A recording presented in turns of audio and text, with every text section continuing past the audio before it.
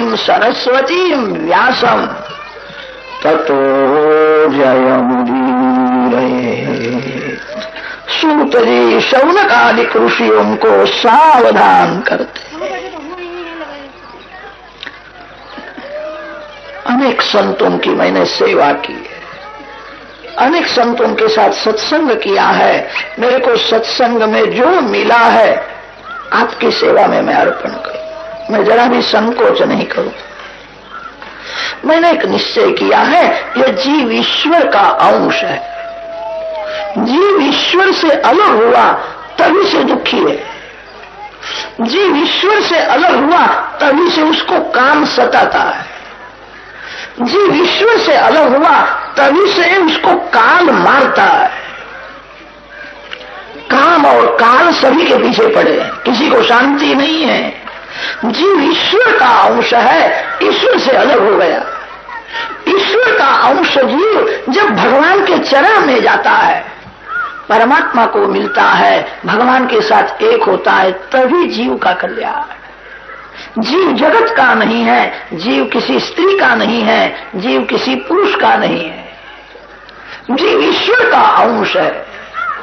ईश्वर का अंश जीव जब भगवान को मिलता है तभी जीवा है। कैसा हुआ है विचार छोड़ो, कुछ भूल हो गई है।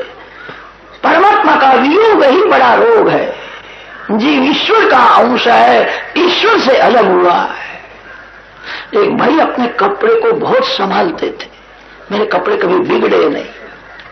एक दिन ऐसा हुआ, घर में आने के बाद उन्होंने देखा धोती को दाग लग गया। फिर विचार करने लगे, दाग क्यों लगा, कहां लगा, कैसा लगा। अपने को बड़ा सयाना समझते थे। एक एक के घर में पूछने के लिए गए, मैं आपके यहां आया था तभी यह दाग लग गया। एक सज्जन ने कहा, दाग दिखता है, कहां लगा, कैसा लगा, क्यों लगा, ये विचार करने से क्या लाभ है। साबु लगाओ, धो डालो, दाग चला जाए। ईश्वर का वियोग क्यों हुआ है, कब से हुआ है, ये विचार काहे को करते हो। रोग हो गया है। मैं ईश्वर का अंश हूं, मैं भगवान का अंश हूं। मैं किसी स्त्री का नहीं हूं, मैं किसी पुरुष का नहीं हूं, मैं जगत का नहीं हूं, मैं भगवान का हूं। भगवान के चरण में जाना है। घर में जाकर के ऐसा बोलना नहीं, मैं आपका नहीं हूं। ऐसा बोलोगे तो घर में झगड़ा हो जाएगा। बोलना नहीं, समझना है। जीव किसी जीव का नहीं हो सकता, जीव जगत का नहीं हो सकता, जीव ईश्वर का अंश है। मृत्यु की शैया में तो सभी को ज्ञान होता है, अब मेरे साथ कोई आने वाला नहीं। कोई स्त्री साथ में नहीं आती, कोई पुरुष साथ में नहीं आता। मृत्यु के समय में सभी को ज्ञान होता है। वो ठीक है, आज से ज्ञानी हो जाओ। मैं भगवान का अंश हूं। वासुदेवे भगवती भक्ति योगा प्रयोजितः जनयति आशु वैराग्यम ज्ञानम यद ब्रह्म दर्शनम। परमात्मा नारायण का ध्यान करो, नारायण की पूजा करो, नारायण नारायण नारायण कीर्तन में तन्मय हो जाओ, आपको भगवान का दर्शन होगा। जिसको भगवान का दर्शन होता है वो ऐसा नहीं बोल सकता मैं भगवान को जानता हूं, ऐसा भी नहीं बोल सकता मैं भगवान को नहीं जानता। जो जिसको भगवान का बराबर दर्शन हुआ वह एक क्षण भगवान से अलग नहीं रह सकता। खोजा सकल जहां में पाया पता तेरा नहीं, जब पता तेरा लगा तो अब पता मेरा नहीं। एक भक्त भगवान को कहता है, बहुत वर्षों से मैं आपके पीछे पड़ा था, आपकी पूजा करता था, आपके नाम का जप करता था, आपका दर्शन कभी होता नहीं था। जिस दिन आपका दर्शन हुआ उस दिन फिर मैं रहा नहीं। भगवान का दर्शन करने वाला भगवान से अलग नहीं रह सकता। उसको कैसा आनंद मिलता है उसका वर्णन शब्द से नहीं हो सकता। धीरे धीरे घर में संयम को बढ़ाओ, घर में भक्ति को बढ़ाओ, भक्ति में लोभ रखो, भोग में संतोष मानो। सतत भक्ति करने से भगवान का अनुभव होता है। वदन्ति तत्तत्त्वविदस्तत्त्वम् यज्ज्ञानम् अद्वयम् ब्रह्मेति परमात्मेति भगवान इति शब्दते। भगवान के अनेक अवतारों की कथा भागवत शास्त्र में वर्णन की है।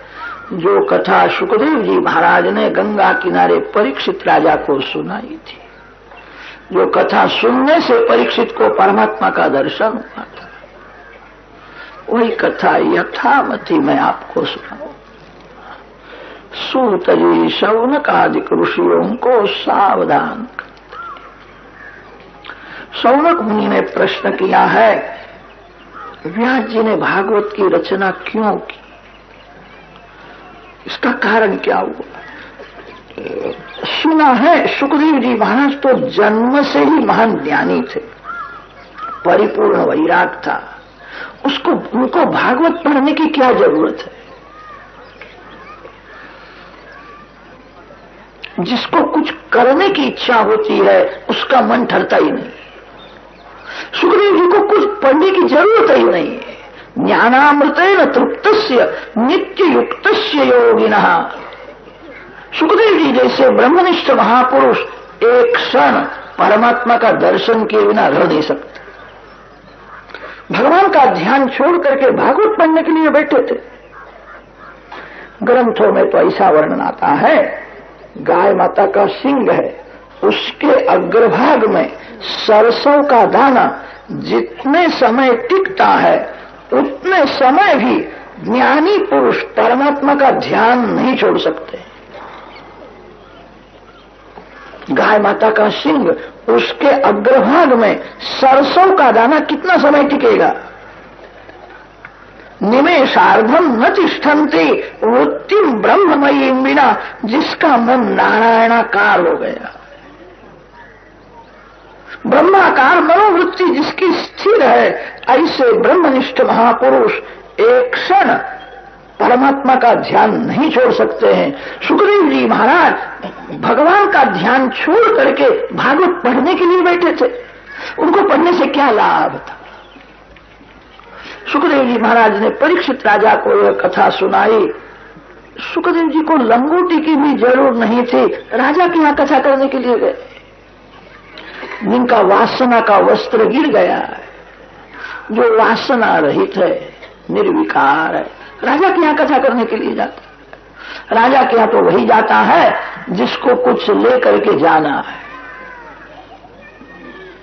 जिसको परमात्मा का अनुभव हुआ है। ऐसे सुखदेव जी महाराज परीक्षित राजा के यहाँ कथा करने के लिए। परीक्षित को शाप कैसा हुआ था? शौनक मुनि ने अनेक प्रश्न किए हैं। सूत जी अब कथा का आरंभ करते हैं। द्वापर युग के समाप्ति का समय था।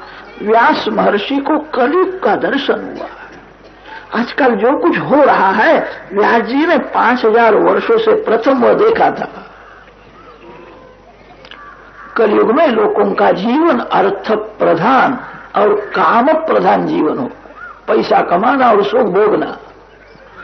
अर्थ और काम से जीव आगे जाएगा ही नहीं। कलयुग के विलासी लोग कुल गोत्र जाति का विचार किए बिना स्नेह लग्न करेंगे। कलयुग में वर्ण संकर जाति संकर बहुत होगा। कलयुग में धर्म गौण हो जाएगा, धर्म मुख्य होगा। कलयुग में परमात्मा गौण हो जाएंगे, काम सुख जीवन में मुख्य होगा। व्यास जी ने सब कुछ देखा था, वेदों के विभाग किए हैं,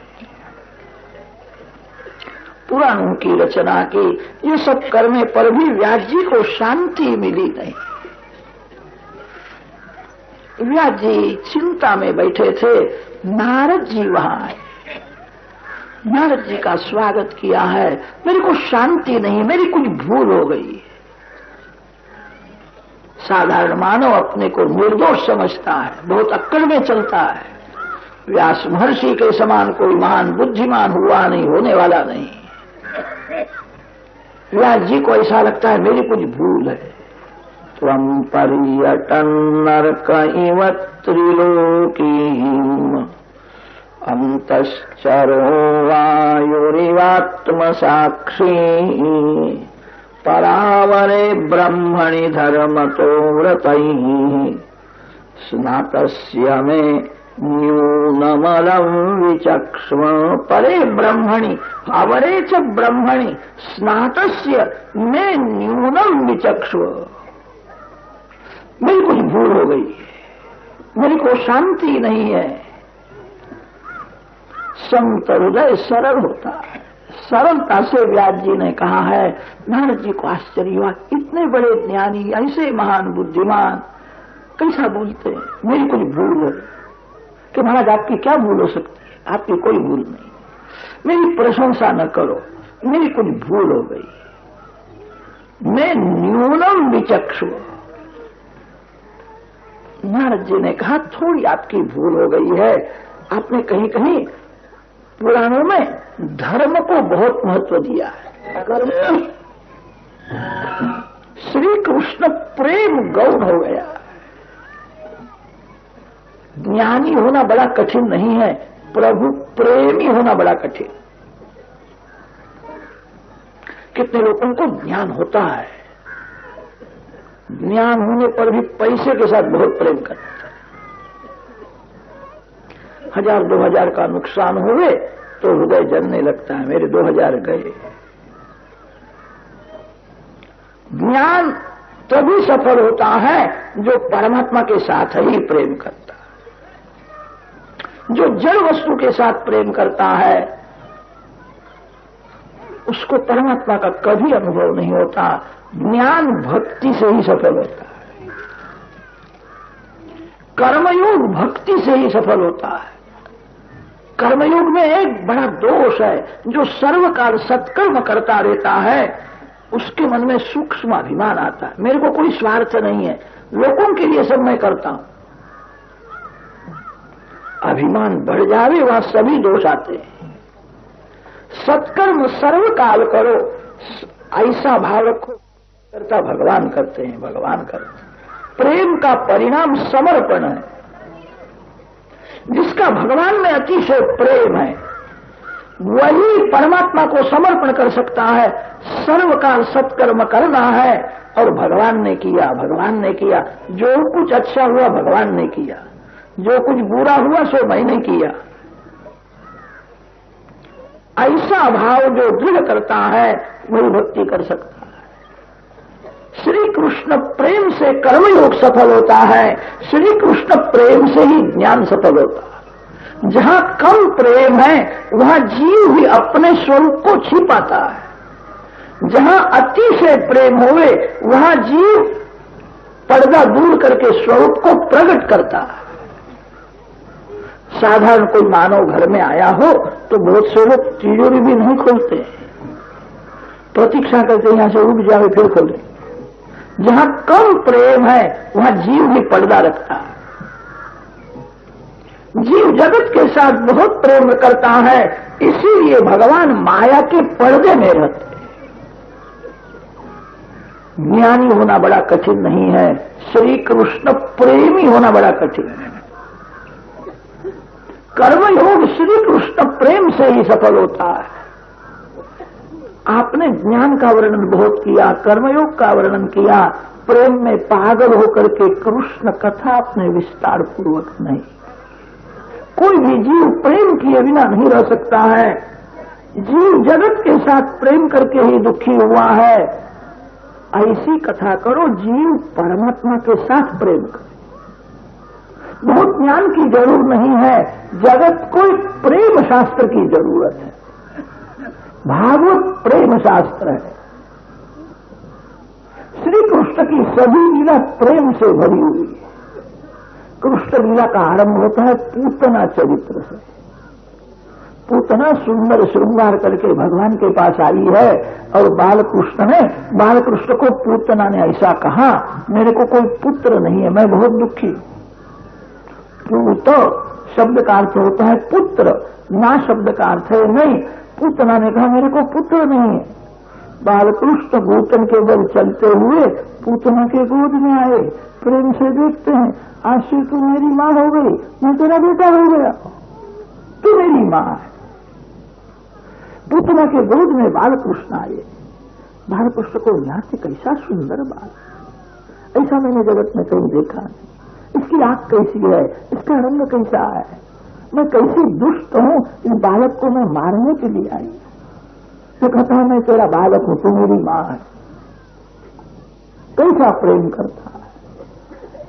मैं दुष्ट हूं। पूतना ने कहा बेटा मैं दुष्ट हूं, तू मेरे को मां मानता है, मैं तेरे को विष देने के लिए आई हूं, मैं तेरे को मारने के लिए आई। बालकृष्ण ने कहा एक बार मैंने तेरे को मां मान लिया, अब तू मेरे को जो देगी वो मैं ले लूंगा। पूतना विष देती है। विष देने वाली पूतना के साथ प्रेम किया। वासना ही विष है। जो विष खाता है एक ही बार मरता है। वासना ऐसा विष है, अनेक जन्म से जीव को मारता है। जो श्री कृष्ण के साथ अतिशय प्रेम करेगा, भगवान कृपा करके वासना का विष खींच लेते हैं। पूतना विष देती है, श्री कृष्ण पूतना को वासना रहित बना देते। विष देने वाली पूतना को मुक्ति देते हैं। बालकृष्ण को जो विष देता है उसके साथ भी बालकृष्ण प्रेम करते। बालकृष्ण को जो बहुत प्रेम से माखन मिश्री दे, उसको बालकृष्ण क्या न दे। वो तो विष देने वाले को भी मुक्ति देते हैं। श्री कृष्ण का स्वरूप प्रेममय है। लाल बाल मित्रों के साथ प्रेम किया, कोई स्वार्थ नहीं है।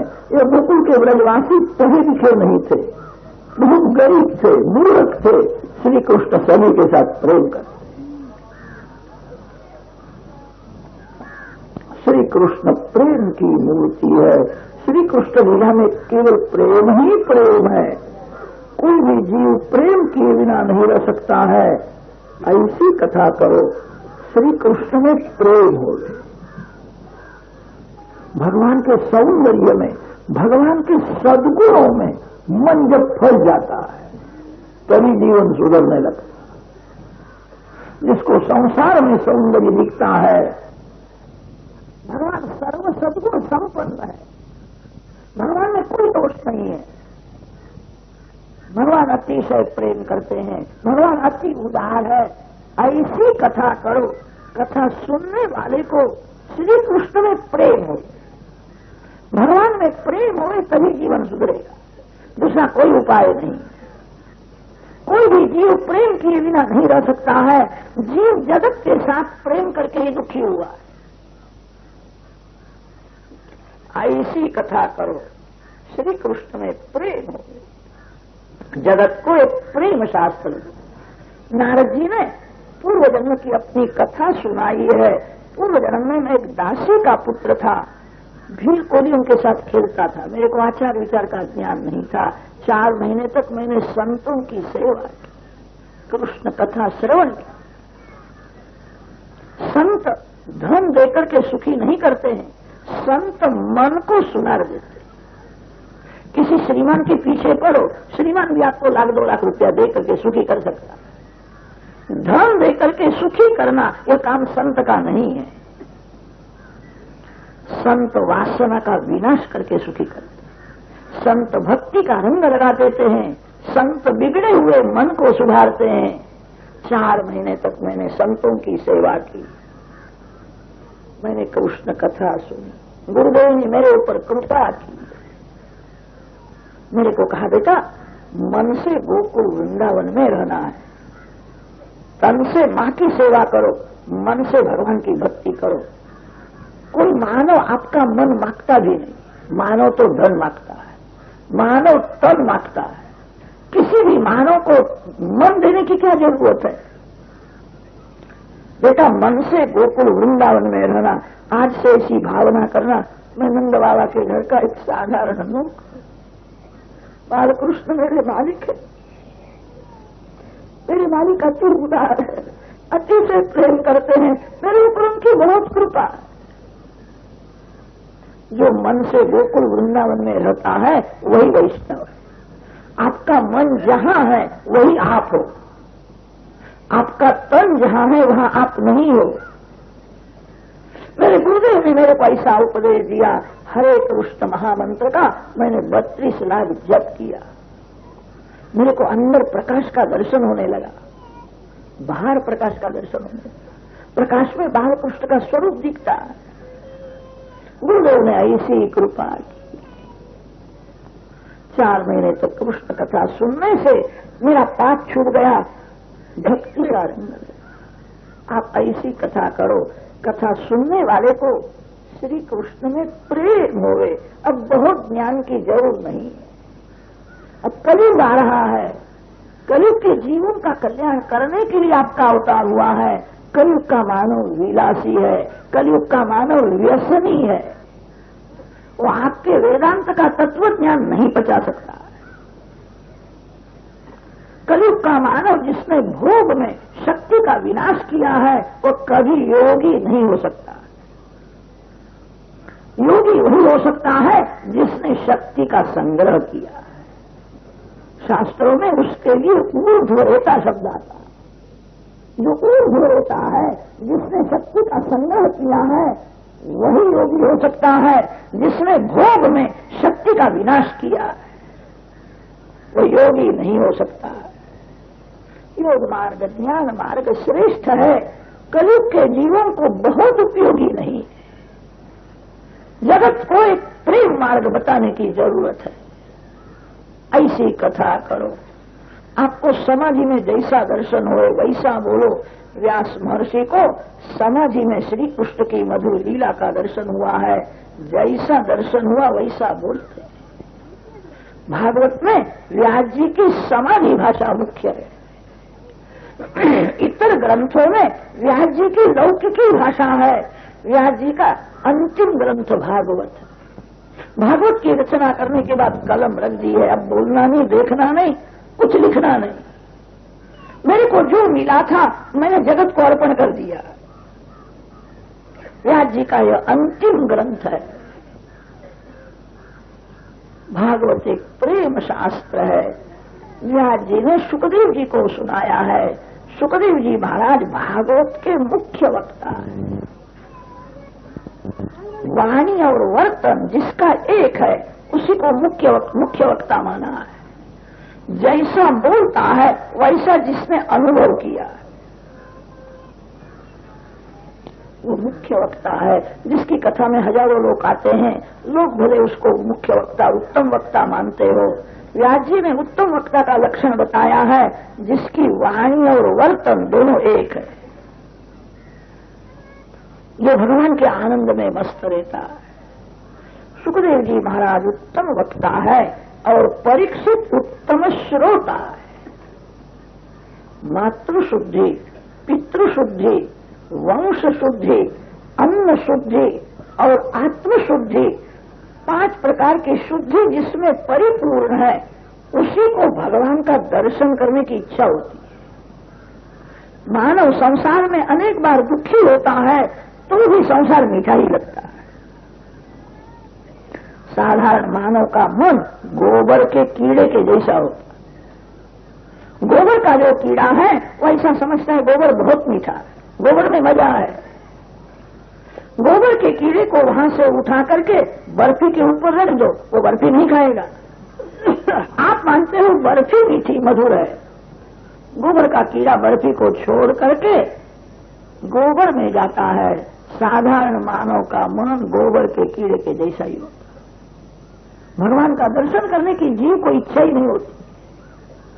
मातृशुद्धि, पितृशुद्धि, वंश शुद्धि, अन्न शुद्धि और आत्मशुद्धि, ये 5 शुद्धि जिसमें परिपूर्ण है, उसी को भगवान का दर्शन करने की इच्छा होती। परीक्षित भागवत के मुख्य श्रोता है। परीक्षित मां के पेट में थे तभी उनको परमात्मा का दर्शन हुआ था।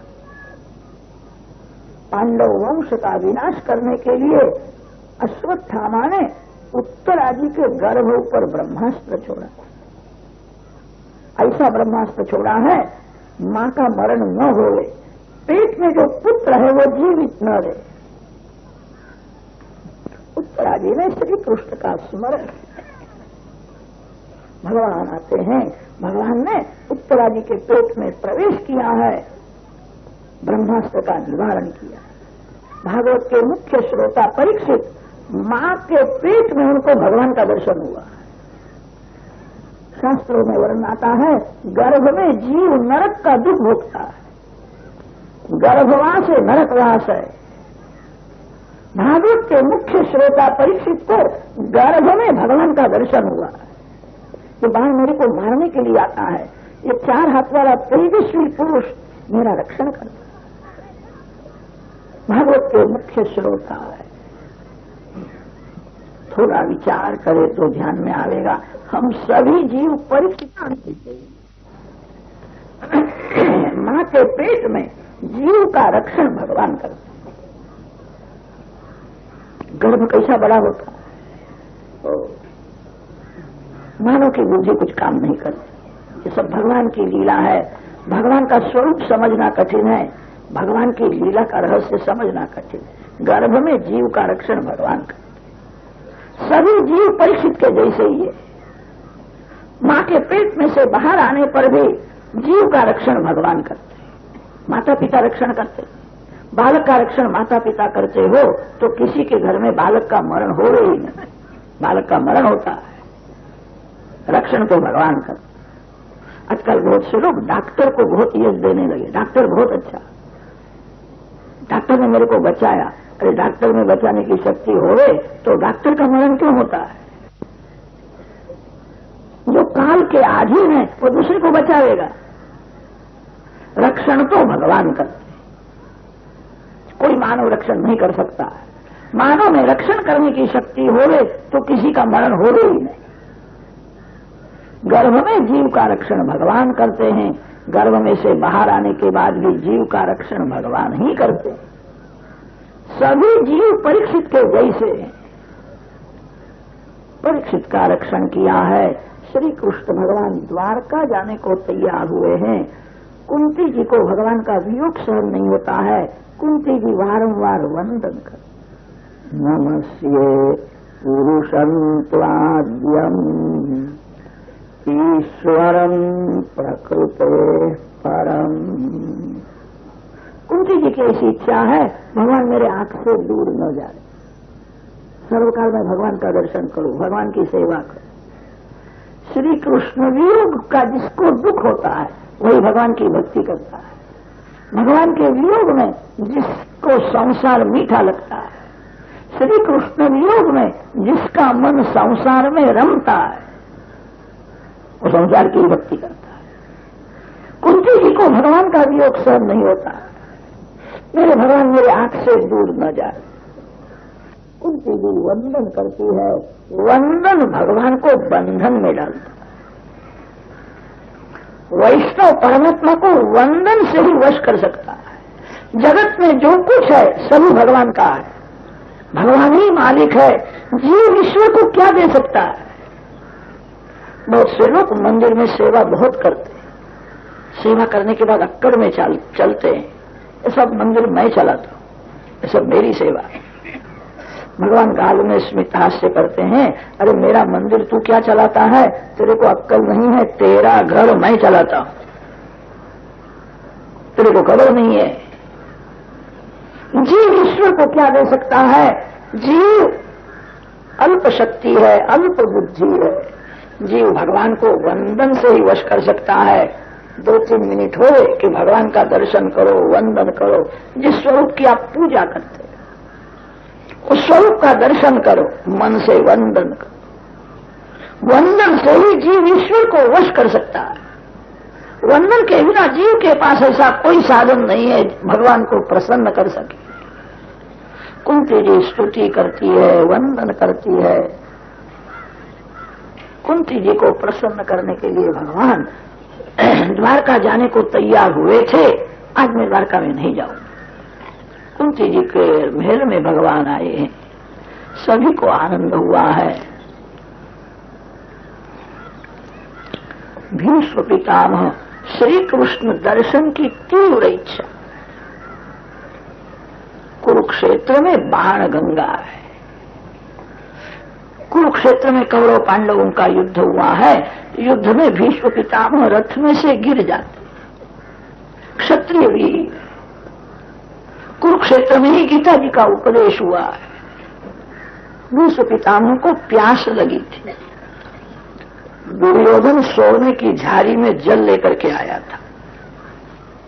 भीष्म पितामह ने कहा, जा यहां से, तेरे हाथ का पानी नहीं पीना है, जा यहां से, तू बड़ा पापी है, अति पापी के हाथ का पानी भी नहीं पीना चाहिए। दुर्योधन जल लेकर